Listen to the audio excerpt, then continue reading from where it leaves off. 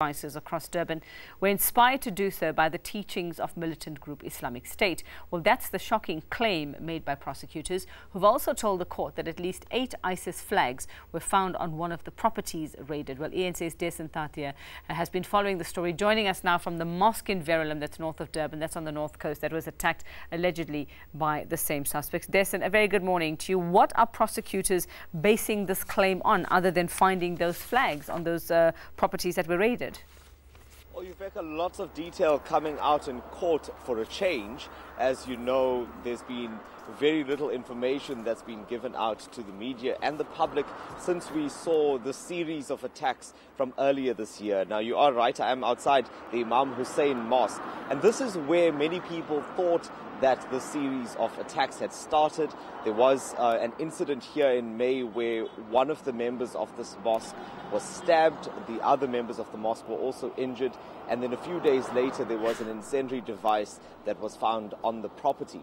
But according to the state's affidavit, which was read out in court yesterday in the bail application of 11 of the accused, these incidents didn't actually start here. In fact, they've named another business near the CBD where there was an incendiary device found a few weeks before this attack.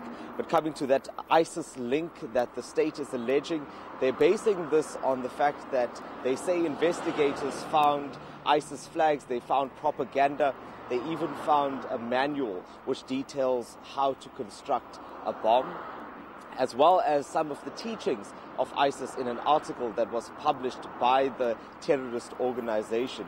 And now they are alleging that accused number 1 in this matter was actually the ringleader, and he had gathered this other group of people to work with him to carry out these attacks. And the reason behind it, and if the state's argument is anything to go by, the reason seems to be financial jihad, as it's outlined in that affidavit by the state. And the idea there is to punish any non-believers financially, and that's where that extortion link comes in. So some very interesting allegations being made by the state in court.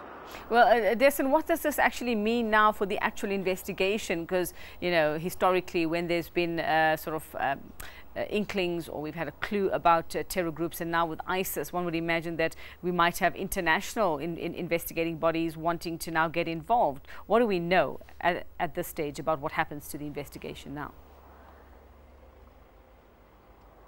As far as we know, the investigation is still being handled by the Hawks, but that is definitely one of the concerns. In fact, the prosecution team has said that there are concerns over these international links that they have.